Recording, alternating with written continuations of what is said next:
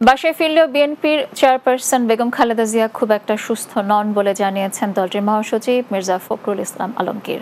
শনিবার গুলশানে চেয়ারপারসনের কার্যালয়ে সাংবাদিকদের সঙ্গে মত বিনিময়কালে এক প্রশ্নের জবাবে বিএনপি মহাসচিব এসব কথা জানান। উন্নত চিকিৎসায় কবে বিদেশে নেওয়া হবে প্রশ্নের জবাবে মির্জা ফখরুল বলেন, ওনাকে ডাক্তাররা এখন পর্যন্ত ফিট টু ফ্লাইং মনে করছেন না, সেজন্য বিদেশে যেতে ওনার বিলম্ব হচ্ছে।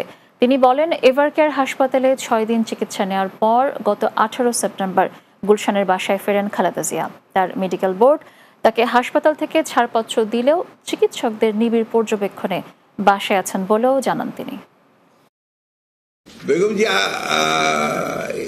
খুব সুস্থ না, উনি তো আপনার গতকাল ওনার একটা টেম্পারেচার ছিল, তো ওনাকে ডাক্তাররা এখন পর্যন্ত উনি ফিট টু ফ্লাই এটা মনে করছেন না আর কি। তো সেই জন্যই আপনার বিলম্বটা হচ্ছে।